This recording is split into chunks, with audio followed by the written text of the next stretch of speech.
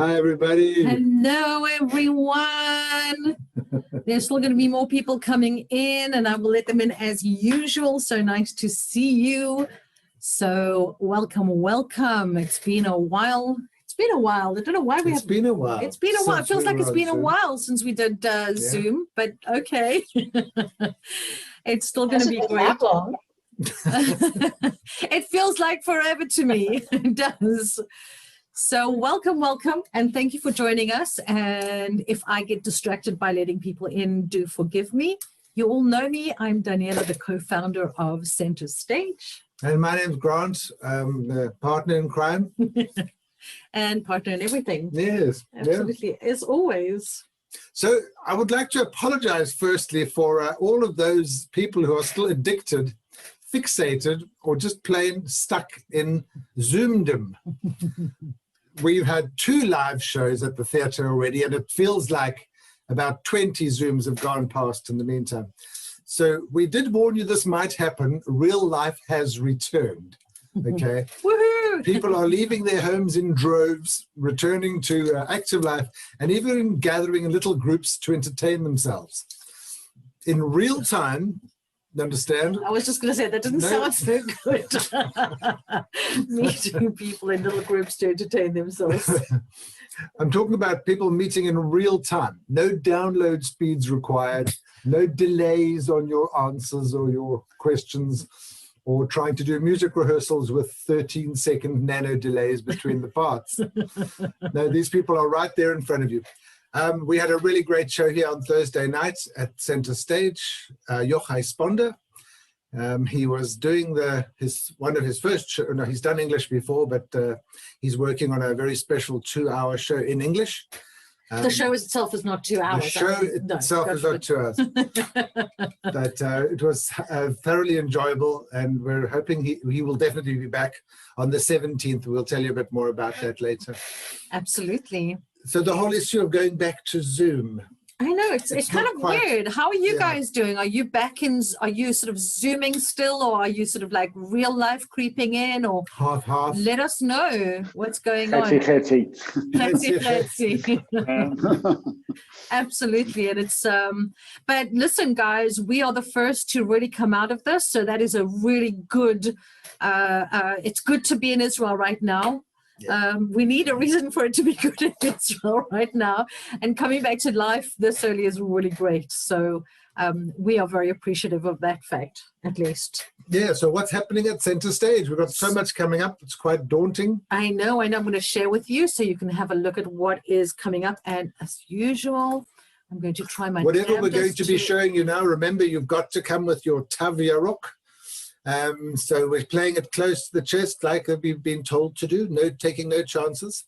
And people have been very good about it. And people have been very well behaved. Everyone's presenting their little documentation on their phones, which is the easiest way to do it. Nothing to stress about.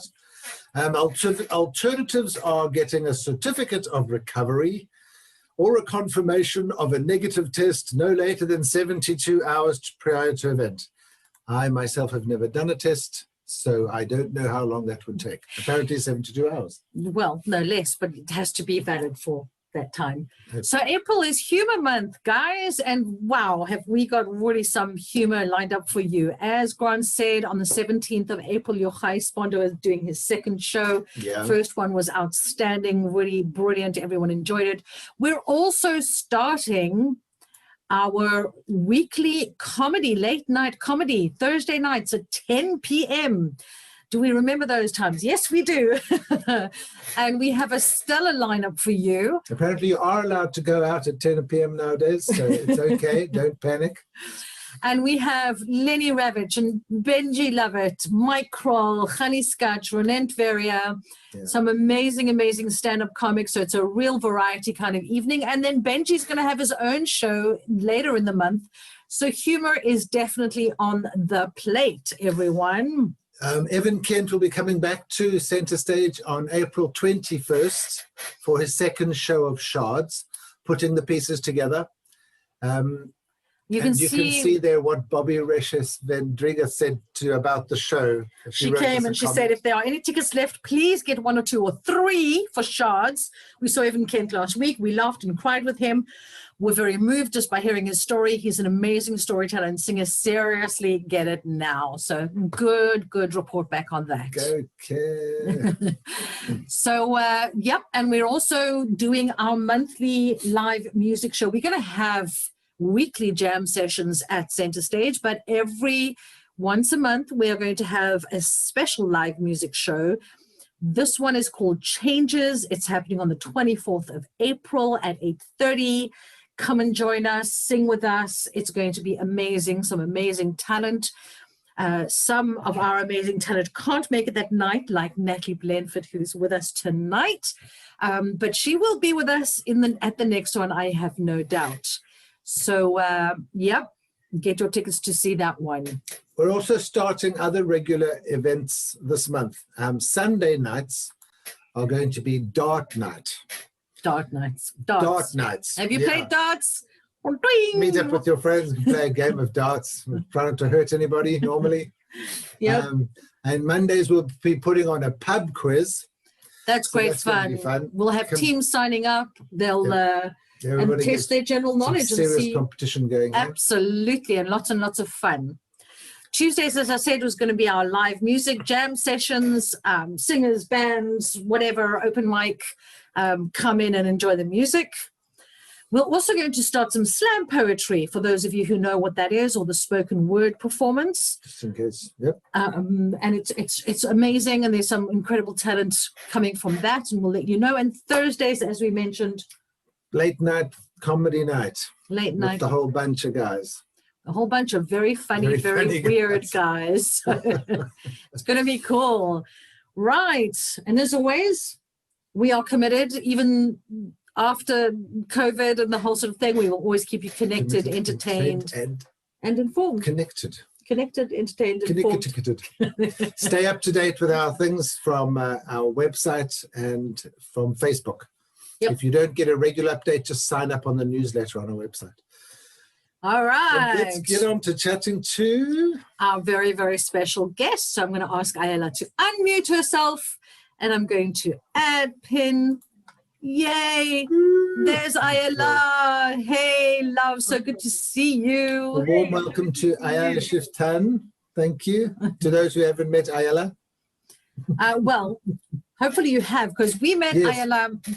A lot of, when we started putting on All My Sons, we met some incredible people, and Ayala was one of them. She walked into audition and she just had Annie written all over her. So she came into our family to do Annie, and then at Center Stage itself, besides doing All My Sons at Center Stage, Ayala was also in Rapture Bliss to Burn and played that very studious, nerdy, straight up kind of wife to Don. Really excellent. So welcome. Thank you so much. Oh my God, it's so thrilling to be here with you and to see you guys again for so long that we haven't seen each other face to face. Absolutely. Kind of face to face. I'm considering this face to face. Yes, it's kind of our normal face to face to do, but yeah, hopefully we'll be face to face again soon. Definitely. So we need to ask some. Yeah, we're going to ask you some questions. Yeah, and just sort of get yourself ready, breathe in. I'm ready. You ready? All right. So, first of all, your English is flawless. So how did you get that right? You were born and raised in Egypt. In Israel. In Israel, sorry, Egypt. What did I say? Egypt. Forget it. Egypt. No. I don't think that you could be mistaken when you see me. Egypt is not one of my roots. My English is actually from TV, mostly. As a young girl, I watched a lot of TV, a lot of English TV, American TV, and I just connected right away with the culture and the language. I also studied it since I was 4 years old with an American teacher. And together I just speak English, and some would say that the American culture is in some regards closer to my heart than the Israeli one. And in some areas it's true. I have no doubt. I think that a lot of actors are somehow play on both sides of the spectrum because they have to understand sort of the English. There's too many plays that are based in the English language, even though they translated or whatever, but it's still there, and it kind of gives you not. You went to a school called Thelma Yellin, Right. which is a school for the arts, and you majored in theater. Tell us about that school and what made it so special in that whole experience. Okay, I think that the most the thing that I can say that most describes how amazing it is that I had an amazing experience in my high school, which is not something that you hear often, but I loved every minute of it. I was just in seventh heaven. We start high school in my city in Givatayim, where I came from, where I grew up, in ninth grade. So you go from ninth to Yud Bet. And I just went from my elementary school directly to the high school. And I remember the first day I came home to my mom and I told her, oh my God, I found my place. Like, this is a place where I told her, no one cares what you wear. Which was like an issue for me. And I think that I felt so free in the sense that I chose a lot of the things that I did, and a lot of it was art. So we had so many art classes, all relating to theater, but like we studied makeup, I remember like we stayed until 4 p.m. to make up each other as old people. And like, I was like, yay, we get to stay until 4 p.m. at school. That's awesome. You know, how often do you hear that? And we had speech lessons and movement and I'm choosing the things that aren't obvious. I mean, acting, obviously, but and singing, and I just felt like I could experience the whole of me, and it was a great privilege to study at a school like that, and the people are accordingly. I mean, we didn't have alsim, and I mean, it's just we didn't have that. The whole experience was really. I had so many good friends from there that were like-minded and artsy, and my best friends to date are from the school. Wow, that's incredible. It kind and of also wore pajamas to school and a Santa Claus hat, and so in regards to not caring what I wear, I wore everything. I wore a strapless to school. I wore whatever I wanted. And also important to note that my parents' house was sharing a fence with the school. So it was, wow. Yeah. So I had permission to hop over the fence every day to go to school. It was like amazing. It was the best. Most people hop the other way to sort of escape school. Yes, so. I did that too. And my friends came with me because it's a school where children come from all over the country. So from Eilat, sometimes we had. Oh, wow. Yeah, and a lot of the times friends slept over at my place because it was really close and we had so much fun instead of going all the way back home. I think that it's so important for youngsters to, regardless of whether they're inclined towards the arts or not, but to have some kind of art education background, because you really, you can really explore as you were saying, explore yourself and really start to understand yourself from a place that's very accepting. So that's amazing of you to hear you say that. And I think that's amazing. It sounds to me like that Fame High School kind of experience, which is really, really cool. Completely. Yeah. So, wow. So you had the school and then you went into the IDF. Very different. I have a question here. Was the school residential or did they actually travel very long distances every day? They usually traveled long distances every day. Wow. I mean, if they came from Eilat, they had an apartment closer, but like if they came from Netanya, so they just commuted every day. Wow, that's incredible. Yeah. So you left this artsy fartsy place and went into a really kind of structured army kind of experience. And not only that, you went into the what's known as the Shmone Matayim, which is the intelligence unit, which is just, okay, how did you transition from this artsy school into the pajamas discipline? to green uniforms? Yeah, pajamas to green uniforms. Yeah, I couldn't take my Santa Claus hat with me. It was, I mean, a nightmare, trauma. I actually didn't know what I wanted to do when I finished high school. I didn't know that I wanted to be like in Teatron Sahal, in a theater in IDF.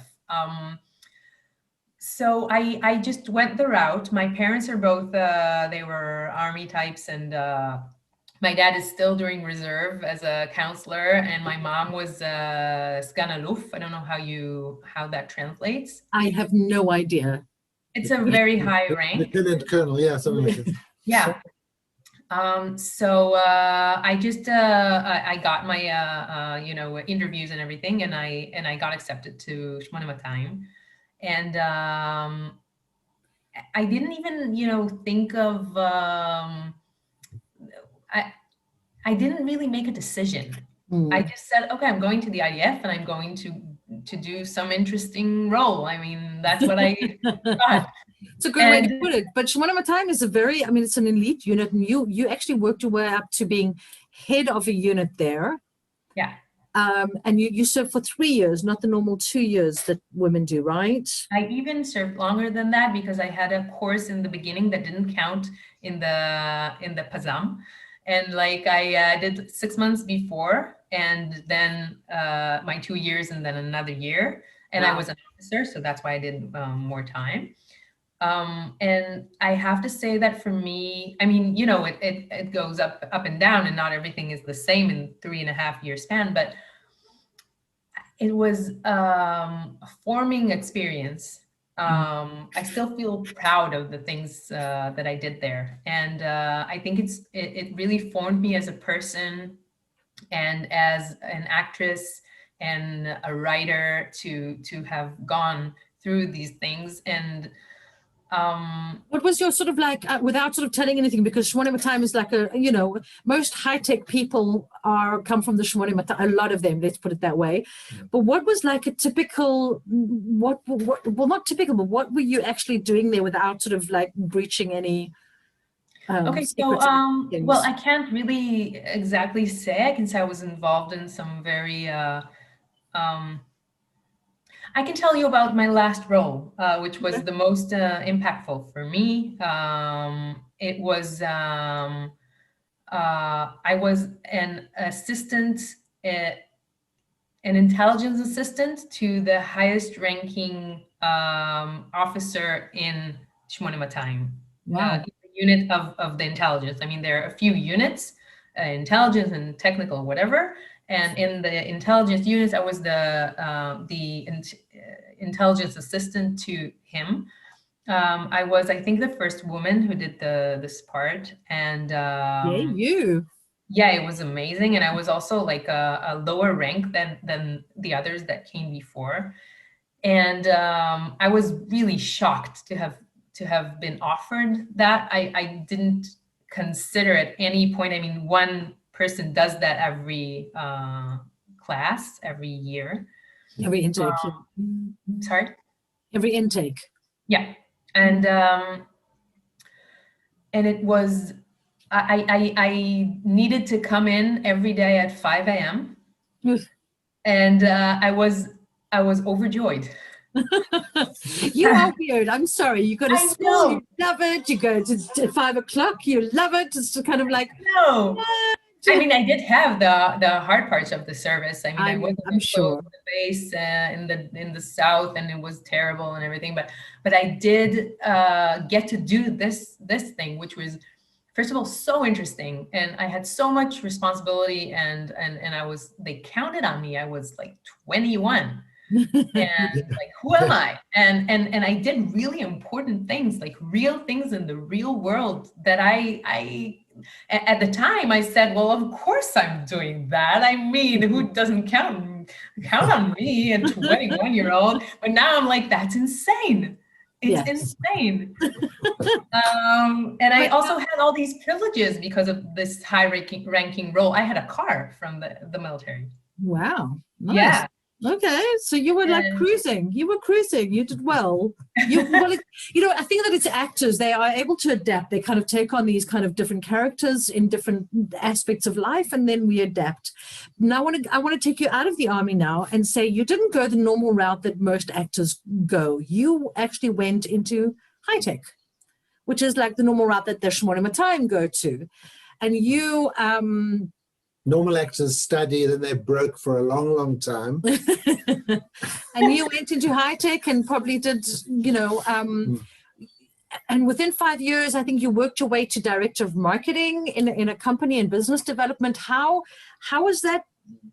How did you enjoy that time? That's another character. Most actors aren't that business-like. I was like, it was a job that was easy relatively for me to get because I was in Shmonim Matayim. And when I was released from the army, everyone there asked me, okay, so what are you going to study? Like engineering? Which kind of engineering are you going to study? And I'm like, well, I'm going to go on a very long trip to Italy and going to sing in bars now. So that was my plan. And that's kind of what I did. Okay. And then I said, okay, so let's get a job and then see what I'm going to do from now. What I'll do, because I didn't know that I wanted to be an actress yet. Because so when did you know that you wanted to be an actress? Because I mean, you went to an art school, then you left that behind. Were you doing acting while you were in high tech? Were you doing any roles, or and then you made that decision to break from high tech to acting full time? So I just want to understand your mindset and what brought you to that point. So I started working in high tech, and very soon I realized that, I mean, I was still thinking about what I want to do. I didn't say like, okay, I'm going to be in high tech. That's what I'm going to do with my life. I just thought, okay, let's just start this. And then I realized that if I'm going to stay here, I'm going to pull out all my hair. And I went to study like mechina. Mm-hmm. In an acting school, because I said, okay, I want to try this. I want to do this. And I did the mechina during the time that I worked in high tech. And then I just said, okay, so I'm going to study. And I told I went to audition and everything, and I told my job that I wanted to work part-time and like by the hour, and they let me do that. Wow. Yeah, and that was amazing that they let me do that. And so I just studied during my job at high tech. I wasn't a marketing director yet, and I was fired from my job in the end of the second year of acting, and I was so shocked that they didn't fire me before that, because acting school is you have to put in all of your time there. You don't have any time to breathe or eat or work. I mean, yeah. Of all things, and I couldn't believe that they let me stay thus far, and then they fired me, and I was like, oh my God, what am I gonna do? So I searched for another job, and I found a better one that still allowed me to work part-time, and that gave me a higher salary and a better a better job title, which was I was thinking, yes. Which was marketing director, and that job was great. And then I finished school, and I said, great, now I'm gonna work part-time at this place, and it's gonna be perfect. And I was marketing director, and I could do like crazy project, like I was working for a company that does smart TVs. So I said, great, let's do a call coré, like News burst. No. It's like what's the English word? Oh, Isabel, come on, help me. It's a competition, like do a contest. Well, it's like a Yeah, it's like a mikhaat. No, it doesn't help. Still Hebrew. It's my fault. I got you in my head now. So. It's an auction. It's not an And the auction. Mikraz is an auction, no? No. No?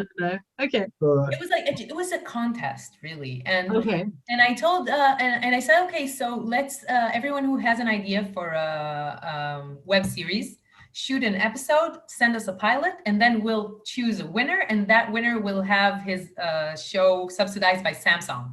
I was Nice. like, that's awesome. I can do that inside my work in high tech. And I was so happy and everything went well. And then I got married and I went to my honeymoon. And then I came back and I was fired again.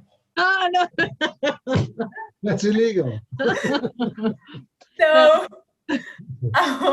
and I was like, oh my God. Now both jobs they just wanted a full-time job and I wouldn't let them. I mean, I worked during the time that I was marketing director in this company, it was a part-time job so I could act. Right. I did auditions and everything during that time and I played and stuff and I could choose my days. It was so flexible and amazing. And I said I would never find this perfect title again, job again. And I said, okay, so like I don't know what to do. I'm not going to find something that allows me to do this part-time and act, and that pays well, and that's marketing director is a high position. And I said, okay, let's try this acting thing, like 100%. Let's try it for a few months and see how it goes. And if it doesn't work out in a few months, I'll try and look for a job again because it's so hard anyway. What does it matter if I do it now or after? And that's how I became a full-time actress, because I saw that all my energy and my time, when it's actually invested in this and not, thinking about contests that are going to be. Absolutely. And that decision paid off. I mean, if I look at what you've done, I mean, you've done so much in terms of theater and TV and film and dubbing and writing and directing, and you've really filled up your life with this, and that really, really is amazing. So now, considering, I'm loving this interview, I'm loving it. I'm pleased. So having now, I mean, you've, and we'll go into a couple of things about what you've done, but having worked in all those mediums, what do you prefer and why? I mean, shooting. I mean, it's camera versus theater, and I cannot choose. I mean, I get asked a lot. Mostly, in the States, it's not that common to do both things. You usually do one or the other. In Israel, we do everything because you just do what you get. And I really cannot choose because I really love the theater and love the connection with the audience, and there's a realness to it. I mean, you're doing it from start to finish. You're doing the whole thing. Whereas when you shoot, you do snippets of it and then they connect it together. And what I did in Center Stage, the Rupture, Blister, Burn, it was an amazing opportunity for me to create this role. And I loved it, and I loved performing it, and I loved talking to the audience afterwards. And I do that in all my shows. I have a one-woman show. Every time I finish it, I stand outside, and I don't know, I just stand there. I don't wait backstage. I stand and let the whole audience come out, and people have their stories about what I did and like how it relates to them and how it touched them, and it's so exciting. And that's the immediacy of theater. I think it's that's the real, as you said, the real connection. Yeah.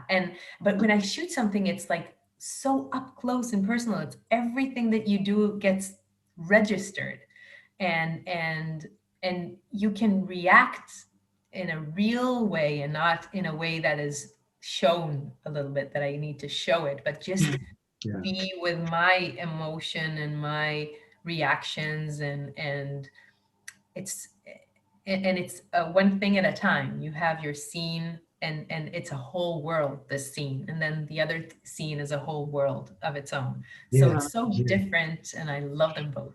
So that's one of the questions I wanted to ask you is when you prepare for a role on stage, it's obviously very different to how you prepare for a role, you know, in a film or a TV or shooting, as you would say. How do you go about, I mean, even, you know, your character in Rapture Blister Burn or Annie and All My Sons, these are complex characters. Do you have a process of preparing for a stage role? And then do you have a process that's different when you do it on film? I think the process is different inherently because you prepare in theater, you prepare it a little bit like with everybody.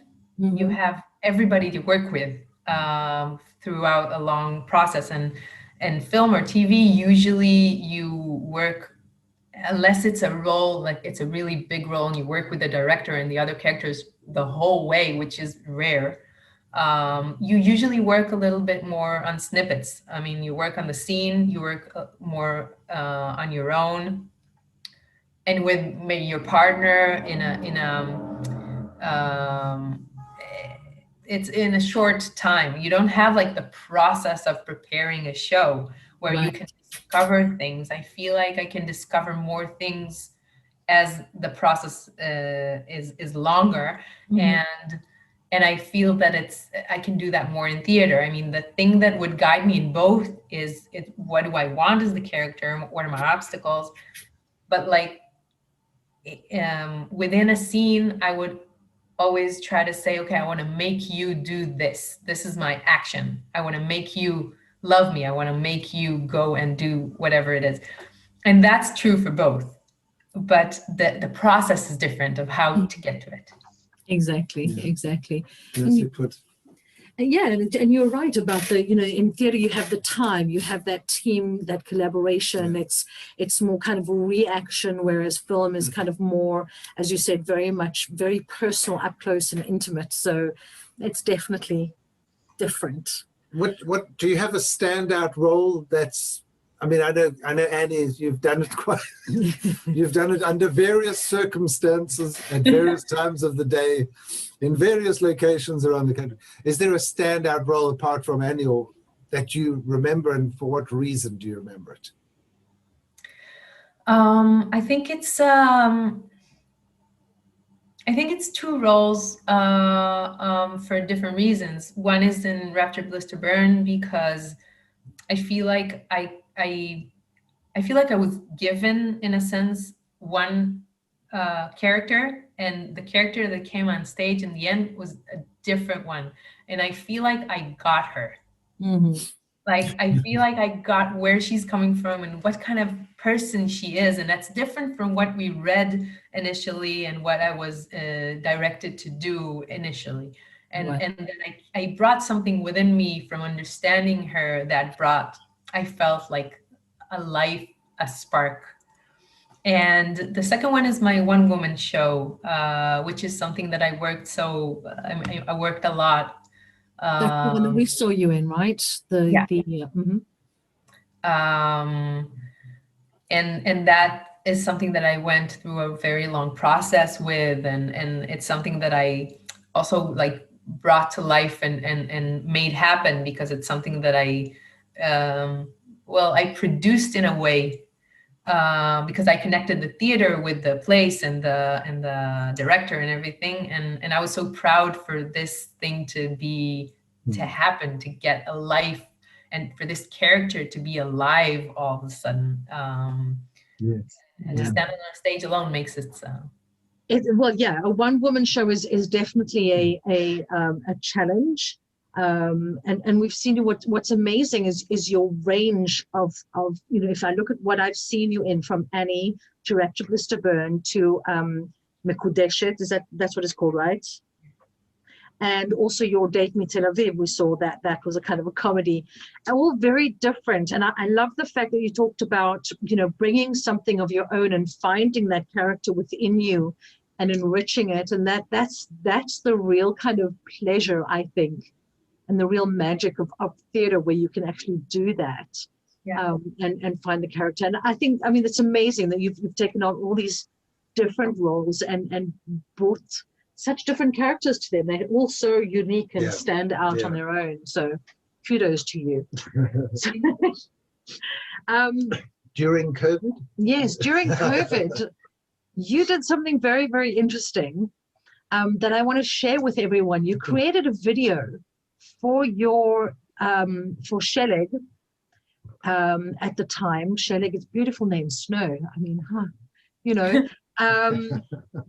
She was, how old was she when it all began? She was 8 months? No, she was a year and a half.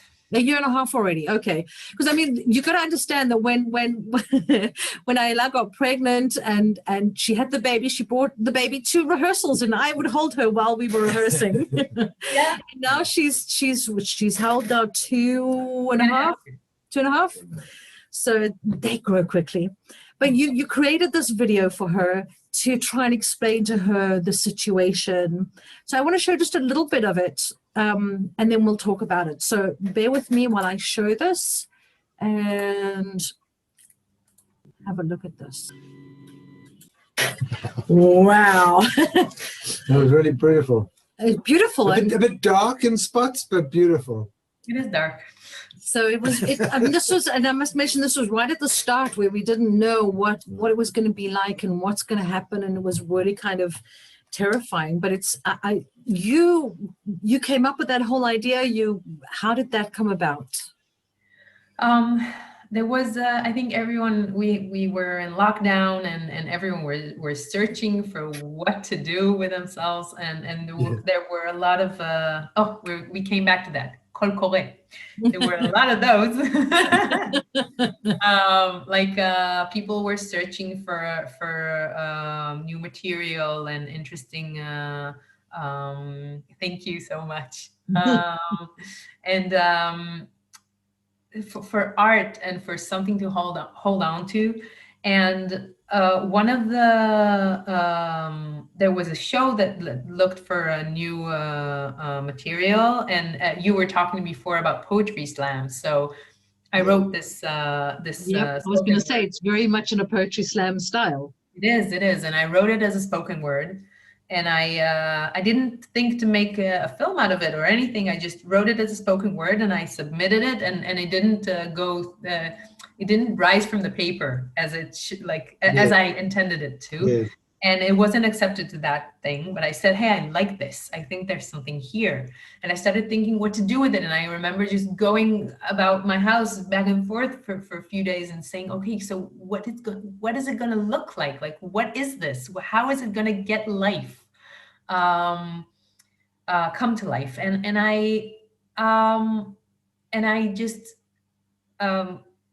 a bunch of really talented people agreed to do this with me. And I had a photographer that came here to our house, which is really not granted at that time. No one came from nowhere. Yeah. And we kept our distance and everything was like, are we gonna put on masks? No. Is it weird? Yes.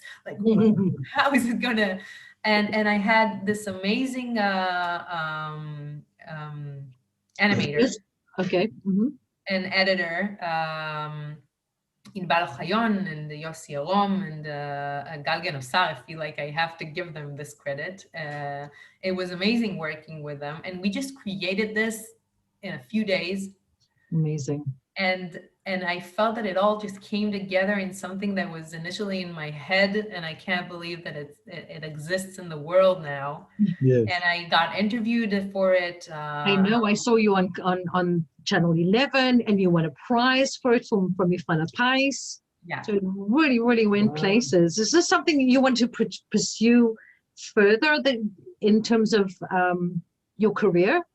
Yeah, so first of all, now it's going to festivals, and I really hope that it's going to get accepted because it's being sent to high regarded festivals, and I'm so proud that it's even being sent. And it really just made me feel even more what I already felt, that I really want to write and direct. And it really showed me that I can, because it's something short, but it's I feel like it's the way that I want it to be. It's not like a student film where, you know, you do what you can do, but I really did it to the point where I think this is something that I can present, that I'm proud of. Right.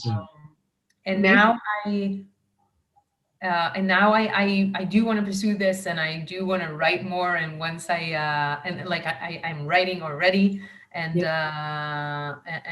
and I want to direct more. And this is certainly something that opened my mind to a lot of new things. So some good stuff came out of it, regardless, no matter how dark that sort of whole thing was. There's always light somewhere. We'll always find the good that comes out of that. I just want to touch on this other project that you've done. I mean, as if you don't have enough on your plate. You opened up Redhead Casting Agency. Yes. Redhead. So why a casting agency? There are so many of them around. What are you offering that's different? I mean, you've been in marketing, so what is your, you know, You've been to auditions. and you've been to auditions. What makes you different? Why should people come to you? Well, we have a platform that we built. I'm going to start by saying we're really good at it. We're good at casting. We find the interesting faces and the not obvious choice for the role. So if you would cast this one, we would go very differently, and a lot of times we suggest very different typecast than what was initially thought of, and it's accepted, and this is the one that they choose, and which makes us so proud, because what we're looking for is the one that touches your heart, is the one that you remember at the end and you say, that guy, that was like something that I keep with me, and I go with it because it touched me. We also a lot of times cast women for roles that were initially written for men. If we see that there are a lot of men in the production, or we offer both if they ask us for one, because we think that there is a lot of place to represent more women in all roles, even if it's something that is you wouldn't expect sometimes, and it's like the most interesting. And also we have a platform that we created. It's a website where you can see all the options, and you can like mark the heart for the actors that you like, and you can see the auditions through there, and you can see you can click the director's choice, and you can have a presentation for the client at the end, and like everything is built into this, and this is something that doesn't exist. Wow. So that's your high-tech background. That's the organized high-tech background into the creative side of things. That's exactly true. I couldn't have done it without that. Yeah. Very clever. I want to leave some time for people to ask you some questions. So I want to move on with the 10 questions. Absolutely. Our time's just gone so quickly, as it normally does. And there were a whole lot of other questions, but we'll leave them for next time. These are the Bernard Pivot, Marcel Proust questionnaire. Yep. Take a deep breath. And basically what you have to do is you just answer with the first thing that comes to your head, and as honestly as possible. And it doesn't have to be long answers. It can be nice and, and we can delve into them if we want to. So go for it, my love. Question number 1. What is your idea of perfect happiness? Family, friends, and a job that I feel I'm fulfilled by. Yes. All in the bag. All in a bag. Absolutely. What is your least favorite word? Oozing. Oh, that's nice though. I like oozing. Okay. I think of a snail. Oh. Okay. Now I can understand. I think of traffic. Yes, Really traffic just oozes. It doesn't go anywhere. Good one. I like that. Question number 3. Which person do you most admire? I'm gonna it's Sheleg. How does I cannot stress enough how amazing she is. Because I look at her every day, I'm like, wow. Yeah. Miklub, what they say? Yeah. Now you've got to understand, for those who are listening, that there's Sheleg and now there's Petel as well. So Ayala definitely picks up the unusual names, and no pressure on the daughters to be unusual due to their names, but they're wonderful. So Sheleg, that's a nice one. I like that. Okay. Next question. What is your favorite movie of all times? Oh no. Yes. I don't know. Can I say a TV series? You can. Like, you don't have a choice, so I'm gonna say a TV series. So I'm now so like in love with Fleabag. Fleabag. Fleabag. I've heard of that. I haven't had time to watch, but Oh my God, you have to watch it. It's Okay.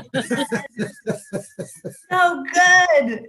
look at the passion there. Okay, with that kind of passion, I'm going to watch it. Yes, yes. Next question. On what occasion do you lie?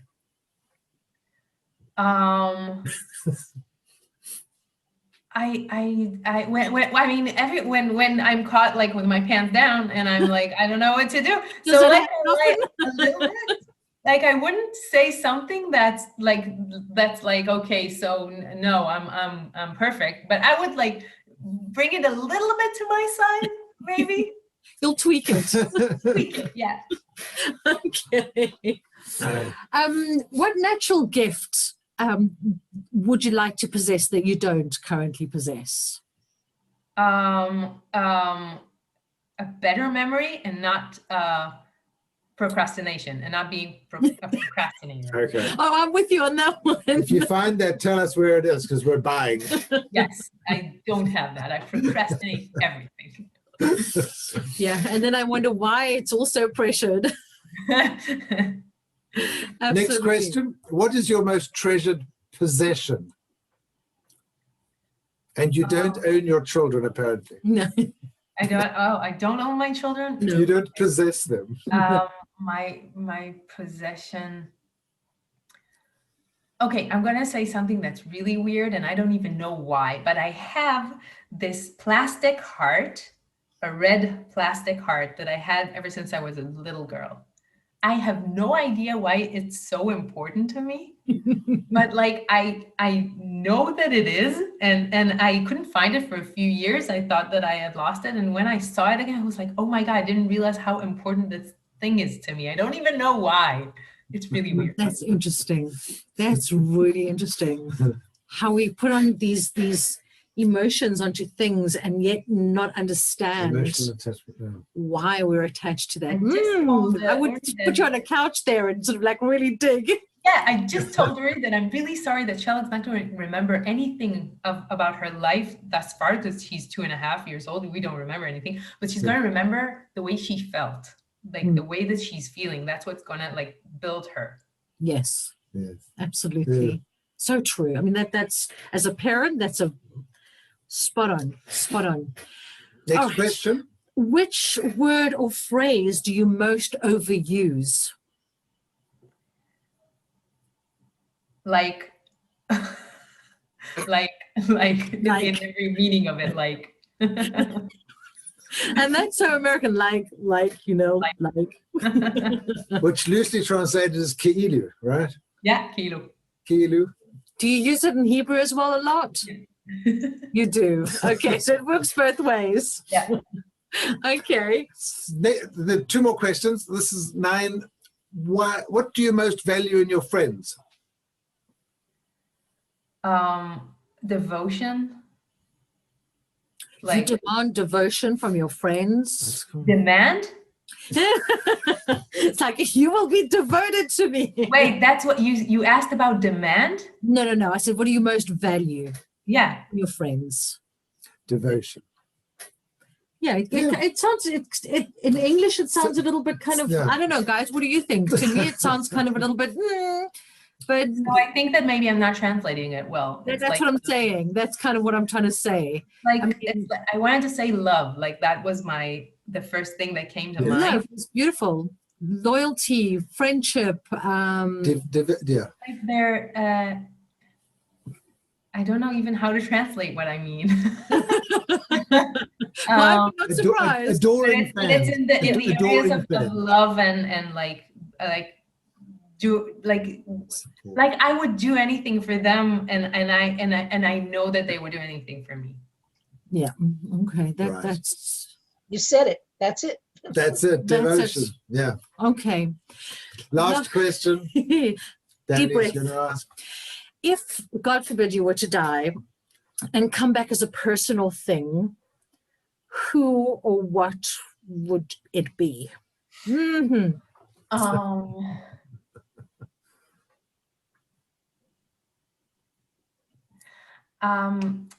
Okay, so my grandma died 6 months ago. A little I'm so more. sorry. Sorry. She is actually Uri's grandma, Okay. my husband's grandma. And she was 96, and I loved her dearly. And she adopted me as her granddaughter, and I adopted her as my grandma. And I call her my grandma. And it's weird because we have the same grandma. So, and I think I would come back as her because she was such an impressive person and such a loved person by her whole gigantic family that I think it would be amazing to come back as her. And make a lot of people. I love that. That's so beautiful. Lovely. That's really beautiful. I know that I have, so that was the 10 questions. Phew, That was done. It's okay. Good. Well done. So now I know that I think it was Isabel who asked, why redhead, no blondes or brunettes allowed? Okay, so that's a good question because I didn't even explain it. Me and my partner are redheads. So I built this company. How did I not even mention her name? I feel so bad now. Her name is Isabel, and we created this together, and it was a fluke. I mean, I would get into it if you have time, but not necessarily. And we're both redheads, and that's why it's called Redhead. Okay, all right. That's great. Guys, any questions? Yes, Gershom, unmute yourself. Go for it. So just to explain the background on this, so if anybody hasn't taken the time, you probably did in preparation, you need to look at Ayala's Facebook page at the pictures, particularly the children pictures. Yes. and you claimed that Shelag won't remember, but what happened at this age. But you have all these pictures. Do you have a plan for getting rid of them before she's old enough to? I have so many more. You don't even know how much my phone holds. Yeah, I didn't go through them all. She's going to see the pictures, but she's not going to remember the actual events. Right. But I Don't must be say, sure, my wife claims to. But I think the one thing about your pictures specifically on Facebook, they're so well done. I mean, your family is like a unit, gets into it completely. If you decide to go with yellow, then all of you are in yellow, and it's kind of like out there and amazing. And I love those photos. I see love the white and the blue one before. the blue one too. So I want to ask you, I've got to be honest here. When my mother used to bring out the camera, and I had 4 brothers, we would scatter. The main objective was not to appear in the photograph. So are you having to sort of rodeo the family together to do it? A little whip maybe? So I have to say that you're so cooperative. It's amazing how cooperative he is. And so I don't need to bring him in because he's, I mean, you can see what he's wearing and what we're doing. I mean, that's so... we're saying it in our family that I'm Aleph Kef, like I'm in charge of the fun, like he like goes with it and like so goes with it. And well, Petal is like, she doesn't have an opinion. So and Shelag, she's now entering a phase where she like sometimes doesn't want to take pictures. So sometimes like I ask her if she wants to, or I make a game out of it. And she like says what she wants. If she doesn't want us to take pictures, she's saying, don't take a picture of me. And I'm like, okay, I respect that. You're 2, but I respect that. Amazing. Anyone That's else really have good. questions? Yes. Because we have come right up to the hour mark, which is amazing. Yes. Thanks so much, Ayala. Yep. I'm hoping we'll all see Ayala in live person when we do some more shows at the theatre. Absolutely. And get it to direct something as well, maybe. Yes. But So looking forward to it, really. we all are, believe you me. And it's just, that's the home for English theatre, and that's how I want you to feel about it. But I want to thank you so much for giving of your time. I know you have two small children who really need their mommy, and you sort of gave us the time, and I really appreciate that. We weren't interrupted once. We're good. And of course, to everyone watching, thank you so much for joining us again. And we will be back with more on cue. We're not going to let this go. It's going to keep carrying on.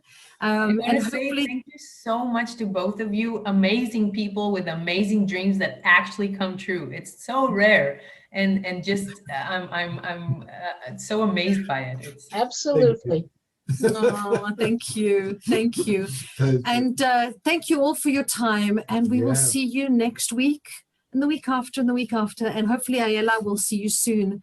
When you come to our theatre and we play some more together. Yes, absolutely. So, thanks, everybody. Thank you all. Good night. Natalie.